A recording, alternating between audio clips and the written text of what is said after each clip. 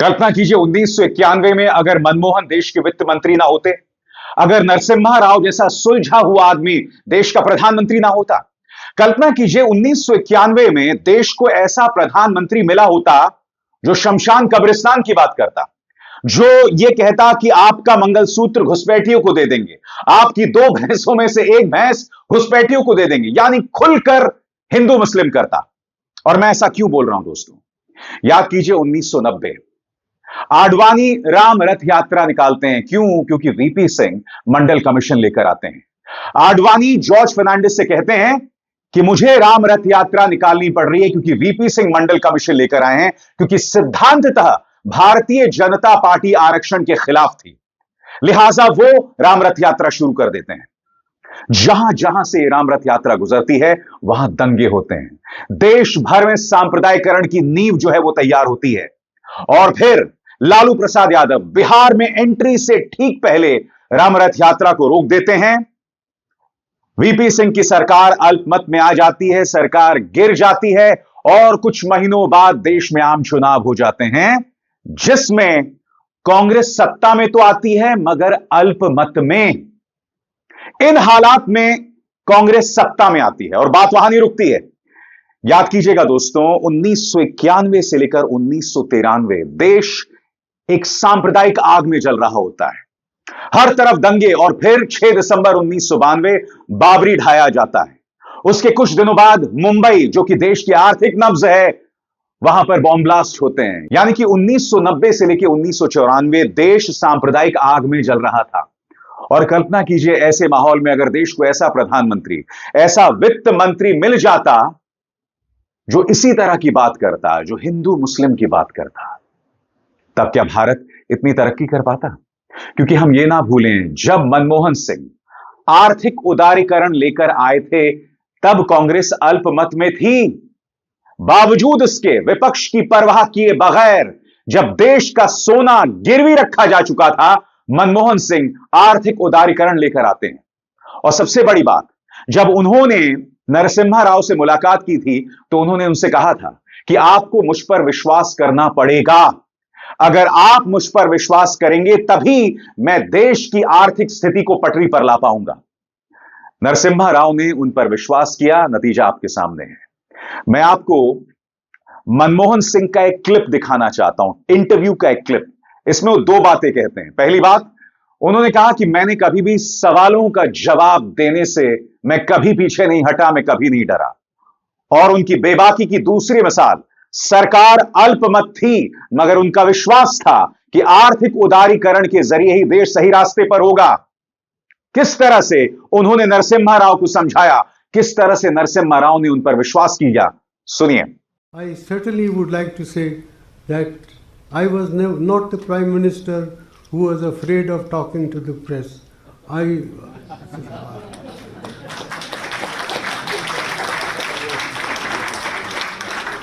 met the press regularly, and on every foreign trip that I undertook, I had a press conference on the return. In the plane, I went to the office as usual. Narasimha Rao ji was searching for me and he traced me to the UGC and he said, "Where are you?" I said, "I am in the UGC." He said, "Hasn't Dr. Alexander mentioned to you what we have for you?" I said, I didn't take him very seriously. And Narasimha Rao ji said, "No, you go and get dressed up and come for the swearing-in ceremony." So that's how I became the finance minister. So people say I was accidental prime minister. I was also accidental finance minister.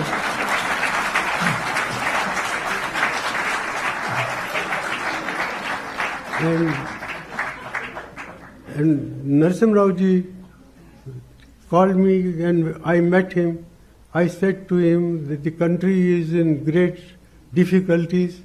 It requires hard thinking and very tough decision-making process to get the country out of the crisis that she was in. Narsingh said, I don't understand all this, but we will give you a free hand with the understanding that if the things go well, we will all take credit. But if the things go wrong, well, you will be the scapegoat. I said, I accept that, but you will have to back me. And Narsingh Rao ji did back me on every stage. दोस्तों, जब उन्होंने अपना वो ऐतिहासिक budget पेश किया था ना, जिसने भारत के बाजारों को पूरी तरह से खोल दिया था, तब उन्होंने एक इंटरव्यू में कहा था कि मेरा मकसद सिर्फ ये नहीं है कि मैं भारत के बाजारों को खोल दूं, बल्कि मैं चाहता हूं कि मैं अपने उद्योगपतियों में, अपने इंडस्ट्रियलिस्ट में इतनी ताकत दूं ताकि वो अंतर्राष्ट्रीय तौर पर प्रतिस्पर्धा कर सकें, कंपटीशन कर सकें। मनमोहन सिंह का जो आर्थिक उदारीकरण था ना, वो अंधा नहीं था, वो ब्लाइंड नहीं था, उसके पीछे एक सोच थी, एक समझदारी थी।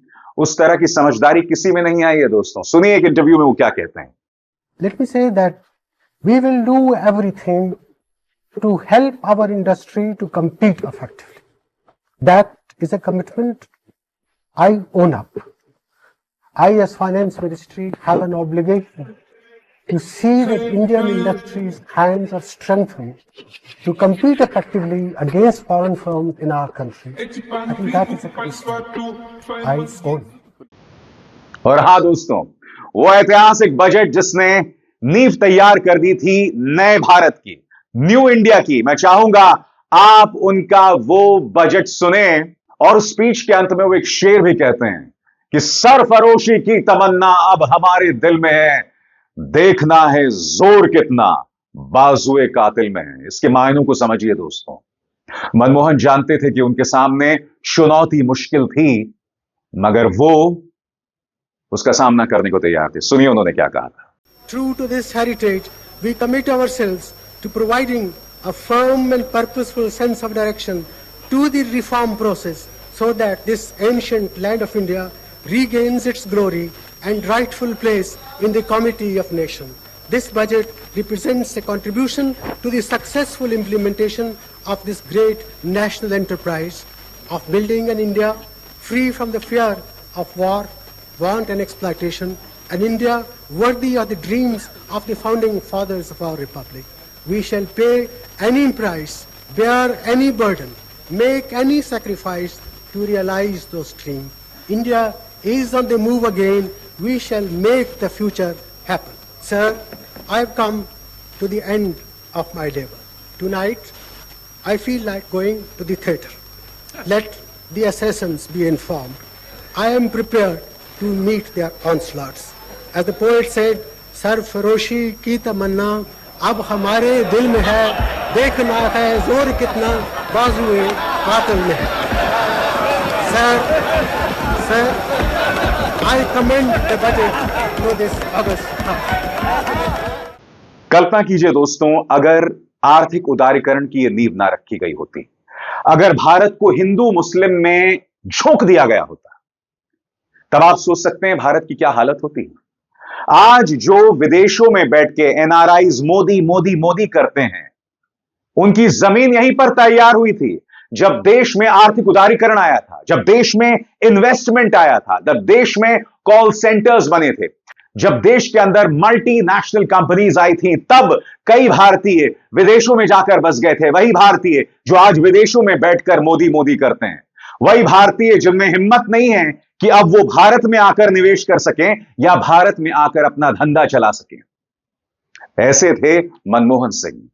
उन्होंने हम सबको एक आत्मविश्वास दिया, एक न्यू इंडिया को आत्मविश्वास मिला, और इसी आत्मविश्वास को पिछले 11 सालों में तार तार किया जा रहा था। उनका रुतबा कुछ ऐसा था दोस्तों कि जब वो बोलते थे बतौर प्रधानमंत्री तो पूरी दुनिया उनको सुनती थी। मैं आपको बराक ओबामा का एक क्लिप दिखाना चाहता हूं। पत्रकारों से बराक ओबामा बात कर रहे हैं और यहां वो कह रहे हैं कि जब प्रधानमंत्री मनमोहन सिंह बोलते हैं ना तो पूरी दुनिया उनको सुनती है। सुनिए उन्होंने क्या कहा। The extraordinary leadership that Prime Minister Singh has provided, not just to India, but to the world, has helped us navigate through some very difficult times. And I can tell you that here at the G20, when the Prime Minister speaks, people listen, particularly because of his deep knowledge of economic issues. और बात यहां नहीं रुकती है। Barack Obama राष्ट्रपति नहीं थे, उनका कार्यकाल खत्म हो चुका था। वो भारत आते हैं हिंदुस्तान टाइम्स के एक सम्मेलन में शिरकत करने। उनसे इंटरव्यू ले रहे होते हैं करण थापर। जी हां, और करण थापर उनसे पूछते हैं कि प्रधानमंत्री मोदी आपसे अक्सर कहते हैं कि आप उनके दोस्त हैं, माय फ्रेंड बराक। सवाल मोदी पर था, मगर बराक ओबामा जवाब मनमोहन पर देते हैं। वो कहते हैं ठीक है, मोदी मेरे दोस्त हैं, मगर मनमोहन वो हैं जिनकी इज्जत पूरी दुनिया करती है। उन्होंने यह भी कहा कि मनमोहन की सोच की वजह से आज भारत इतनी बड़ी ताकत है। सुनिए क्या कहा था बराक ओबामा ने। A lot, President Obama, has been written and said about your relationship, your friendship with Narendra Modi. At his invitation, you came as chief guest. You were the first American president to come as chief guest on Republic Day. You did a joint radio broadcast together. And frequently, Prime Minister Modi used to refer to you as my friend Barack. What's your opinion of Narendra Modi? I like him. But I really also was great friends with Dr. Singh. And, you know, when you look at the work and the steps that Dr. Singh took to open up and modernize the economy and launch what I think was really the foundations for the modern Indian economy, that's also important. आप इन तस्वीरों पर निगाह डालिए दोस्तों। जब भारत ने nuclear deal पर हस्ताक्षर किए थे, एक न्यू इंडिया का जन्म हुआ था। यहां पर आप उन्हें जॉर्ज बुश के साथ देख रहे हैं। यही नहीं, उनकी कूटनीति में वो तालमेल भी बिठाते थे। यहां पर आप उन्हें देख रहे हैं किसके साथ? पुतिन के साथ। यहां पर वो पाकिस्तान के पूर्व सैनिक शासक जनरल मुशर्रफ के साथ हैं, और बराक ओबामा तो उनके फैन थे ही। मैंने आपको आज सुबह अपने कार्यक्रम में बताया था कि किस तरह से अमेरिकी कांग्रेस में उनका स्वागत होता है। तालियों से पूरा मंच, पूरा हॉल गूंज उठता है। यह उनकी खूबसूरती थी। और मनमोहन सिंह को सिर्फ आर्थिक उदारीकरण के जनक के तौर पर देखना सही नहीं होगा, क्योंकि जब वो प्रधानमंत्री बने थे तो उन्होंने गरीबों का सबसे बड़ा सहारा दिया था, मनरेगा। जी हां, मनरेगा कांग्रेस के कार्यकाल में ही आया, क्योंकि जब देश में मंदी छाती है और जब देश के किसान, देश के गरीब के पास कुछ नहीं होता है, तब मनरेगा उसका सहारा बनता है। और यह मत भूलिए, सूचना का अधिकार, शिक्षा का अधिकार, जो इस देश के वंचित, दलित और कमजोर के बहुत बड़े अधिकार हैं, ये सब पूर्व प्रधानमंत्री स्वर्गीय मनमोहन सिंह के कार्यकाल में आए थे। ये एक हकीकत है। यानी कि गरीबों के लिए भी एक बहुत बड़ी उम्मीद बनकर उभरे थे मनमोहन सिंह। और दिलचस्प बात, उनकी खास बात यह थी दोस्तों कि जो लोग उनकी आलोचना करते थे, बाद में वो लोग उनसे माफी भी मांगते थे। मैं चाहूंगा आप नवजोत सिंह सिद्धू का यह बयान सुने। यह बयान उन्होंने कांग्रेस की कार्य समिति में दिया। यह भाषण उन्होंने वही दिया दोस्तों। और मैं चाहूंगा आप सुने कि सिद्धू किस तरह से मनमोहन सिंह को असरदार सरदार बताते हैं, उनकी कितनी तारीफ करते हैं, मगर मनमोहन सिंह के चेहरे पर भाव बिल्कुल नहीं बदलते। वो चुपचाप सुन रहे होते हैं। यही उनकी परिपक्वता थी, यही उनकी मैच्योरिटी थी। सुनिए उन्होंने क्या कहा। मैं सरदार मनमोहन सिंह से माफी भी मांगना चाहता हूं, और झुकते वो हैं जिनमें जान होती है, अकड़ना तो मुर्दों की पहचान होती है। ये कहना चाहता हूं कि सरदार मनमोहन सिंह, जो आपके मौन ने कर दिया, वो बीजेपी के शोर शराबे ने नहीं किया। सयानों का कहा और आंवलों का खाया देर में पता लगता है। मुझे 10 साल बाद पता लगा सर। आप कहेंगे देर आए दुरुस्त आए, तो आपके लिए कुछ अर्ज कर रहा हूं, आपके मौन के लिए कुछ अर्ज कर रहा हूं। परिंदों को मंजिल मिलेगी हमेशा, परिंदों को मंजिल मिलेगी हमेशा, ये फैले हुए उनके पंख बोलते हैं। वही लोग रहते हैं खामोश अक्सर जमाने में जिनके हुनर बोलते हैं।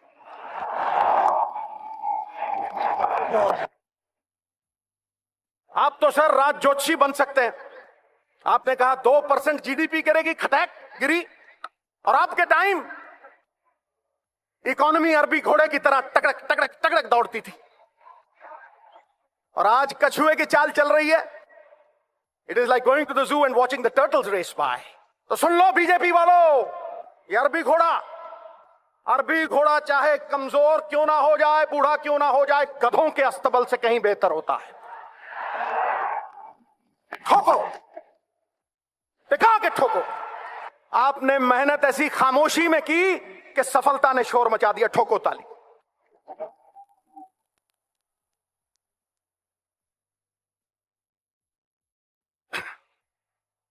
मैंने गंगा नहा ली सर, आपके चरणों में सर रख के।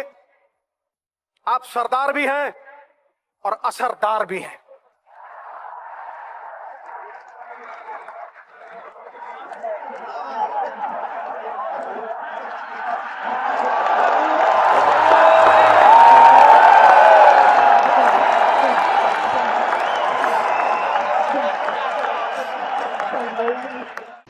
जी हां, जब दुख होता था तो विचलित नहीं होते थे, जब खुशी होता था तो आसमान में कूदने नहीं लगते थे। वो अपने इमोशंस पर कंट्रोल रखते थे। पत्रकारों ने उनसे हर किस्म का सवाल किया। दोस्तों, मैं चाहूंगा आप सुने, क्योंकि वो आखिरी प्रधानमंत्री थे जो प्रेस कॉन्फ्रेंस किया करते थे। क्योंकि आप जानते हैं पिछले 11 सालों में प्रधानमंत्री नरेंद्र मोदी ने एक भी प्रेस कॉन्फ्रेंस को संबोधित नहीं किया। देखिए किस तरह से मनीष छिब्बर उनसे यह तक पूछ रहे हैं कि आपको सबसे कमजोर प्रधानमंत्री बताया जाता है, और इसके जवाब में मनमोहन सिंह कहते हैं, अगर कमजोर का मतलब यह होता है कि मैं एक नरसंहार के ऊपर बैठा रहूं, यानी गुजरात जलता रहे, वहां कई बेकसूर मारे जाते रहें और उसके जरिए मैं अपनी ताकत बताऊं, तो मैं ऐसा ताकतवर नहीं हूं। मैं अपना काम करता हूं और उस काम के जरिए मैं अपने शौर्य को साबित करता हूं। सुनिए उन्होंने यहां पर क्या कहा था। कि आपके करीब 9.5 साल के कार्यकाल में ये एक परसेप्शन रहा कि फैसले 10 जनपद में होते हैं, उनका ऐलान 7 RCR या PMO से होता है। कांग्रेस अध्यक्ष सोनिया गांधी या उपाध्यक्ष राहुल गांधी का अगर इशारा भी हो तो सरकार उसे अमल में लाने में, उसका ऐलान करने में बिल्कुल देर नहीं लगाती। इस परसेप्शन, इस छवि के बारे में आप क्या कहेंगे? Well, it is not a disadvantage. The Congress party president or the vice president, if they have any views, they ought to be reflected in the thinking of the government to the extent that it is possible. And I think it is not a disadvantage or a drawback in the system that we have operated. The fact that Mrs. Gandhi, or for that matter Rahul Gandhi, were there to back the government up is something which has enabled us to deal with many difficult moments in these 9.5 years. There were, of course, times when they differed from what the government had done. The government reconsidered those issues, and I don't think this is wrong or a disadvantage to make corrections if the party leadership feels that such corrections were required in the national interest. जाहिर सी बात है दोस्तों, मनमोहन जो थे वो प्रधानमंत्री नरेंद्र मोदी की राजनीति से इत्तेफाक नहीं रखते थे। उन्होंने भविष्यवाणी कर दी थी, और वो भविष्यवाणी क्या थी याद है ना? उन्होंने भविष्यवाणी ये की थी कि अगर प्रधानमंत्री नरेंद्र मोदी देश के प्रधानमंत्री बन गए, यानी कि अगर नरेंद्र मोदी देश के प्रधानमंत्री बन गए तो ये देश में तबाही लाएगा। आज 11 साल पहले हम आसमान की तरफ देखते थे, हम तरक्की की बातें करते थे, हम खुद को IT सुपर पावर बनाने की बात करते थे, हम मेडिकल साइंस में कमाल करने की बात करते थे, मगर आज हम मस्जिद खोद रहे हैं, आज हम जमीन की तरफ देख रहे हैं, आज हम पीछे देख रहे हैं। ये फर्क आया है। उनकी एक एक बात सही साबित हुई थी। याद कीजिएगा दोस्तों, उन्होंने नोटबंदी को एक लूट बताया था, ऑर्गेनाइज लूट, संगठित लूट। उनका एक एक शब्द सही साबित हुआ। सुनिए उन्होंने नोटबंदी के बारे में क्या कहा था। It's a monumental management failure, and in fact it is a case of organized loot and legalized plunder of the government.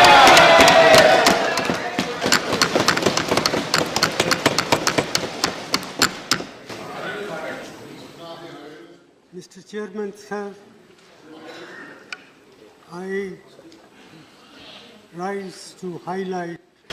I would like to know from the Prime Minister the names of any countries he may think of where people have deposited their money in the banks, but they are not allowed to withdraw their money. The GDP of the country can decline by about 2 percentage points as a result of what has been done. This is an underestimate, not an overestimate. Prime Minister has said that we should wait for 50 days.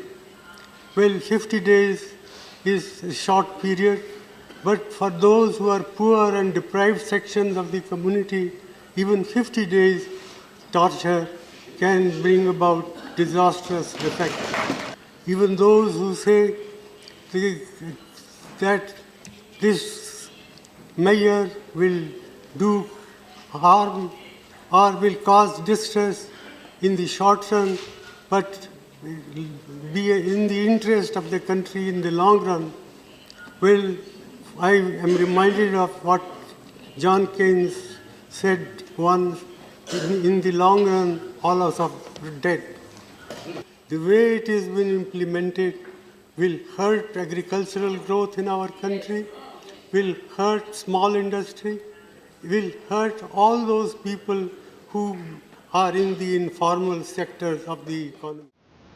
वो कोई astrologer नहीं थे, वो कोई ज्योतिषी नहीं थे, मगर ये सब उनके तजुर्बों से सामने उभर कर आया था। जब उन्हें वित्त मंत्री भी बनाया गया था ना दोस्तों, तो उसके पीछे भी पूर्व प्रधानमंत्री स्वर्गीय नरसिम्हा राव की एक सोच थी। मैं आपको बतलाना चाहता हूं कि उन्हें वित्त मंत्री कैसे बनाया गया था, क्योंकि वो कांग्रेस का हिस्सा नहीं थे। जी हां, कैसे बनाया गया था इस पर भी गौर कीजिएगा। एजेंसीज क्या कहती हैं आपकी स्क्रीन पर। कैसे बने मनमोहन देश के वित्त मंत्री? नीदरलैंड में एक सम्मेलन में शामिल होने के बाद दिल्ली वापस लौटे थे मनमोहन। वे अपने घर में आराम कर रहे थे। इस बीच देर रात एक फोन कॉल आया। यह कॉल रिसीव किया मनमोहन सिंह के दामाद विजय तन्खा ने। फोन पर दूसरी तरफ आवाज थी पीवी नरसिम्हा राव के विश्वास पात्र पीसी अलेक्जेंडर की। अलेक्जेंडर ने विजय से उनके ससुर को जगाने की अपील की। इस फोन कॉल के कुछ घंटों बाद मनमोहन सिंह और अलेक्जेंडर की मुलाकात हुई। उन्होंने डॉक्टर सिंह को नरसिम्हा राव की उनको वित्त मंत्री नियुक्त करने की योजना के बारे में बताया। उस समय मनमोहन सिंह यूजीसी अध्यक्ष थे। उनका राजनीति से कोई वास्ता नहीं था, इसीलिए उन्होंने अलेक्जेंडर को गंभीरता से नहीं लिया, लेकिन नरसिम्हा राव उनको लेकर बहुत गंभीर थे। जी हां, बहुत गंभीर थे। मनमोहन सिंह ने हमेशा कहा कि इतिहास मुझे हमेशा अच्छे से याद करेगा, मेरे साथ अन्याय नहीं करेगा, और बात सही है। और यह भाव न सिर्फ एक प्रेस कॉन्फ्रेंस में सवाल के जवाब में था कि इतिहास मेरे प्रति दयालु रहेगा, बल्कि जब उन्होंने देश को अपना आखिरी संबोधन किया था। जी हां, जब कांग्रेस हार गई थी, तब मैं चाहूंगा कि आप उनके एक एक शब्द को सुने। वो क्या कह रहे हैं? उन्होंने कहा था कि मैंने भारत की पूरी सेवा की अपनी पूरी काबिलियत के हिसाब से। यहां पर भी उनमें एक सौम्यता, उनमें एक ह्यूमिलिटी साफ तौर पर दिखाई देती है। मनमोहन सिंह। देशवासियों, आज मैं आपको प्रधानमंत्री के रूप में आखिरी बात संबोधित कर रहा हूं। 10 साल पहले इस जिम्मेदारी को संभालते वक्त मैंने अपनी पूरी मेहनत से काम करने और सच्चाई के रास्ते पर चलने का निश्चय किया था। मेरी ईश्वर से प्रार्थना थी कि मैं हमेशा सही काम करूं। आज जब प्रधानमंत्री का पद छोड़ने का वक्त आ गया है, मुझे एहसास है कि ईश्वर के अंतिम निर्णय से पहले सभी चुने गए प्रतिनिधियों और सरकारों के काम पर जनता की अदालत भी फैसला करती है।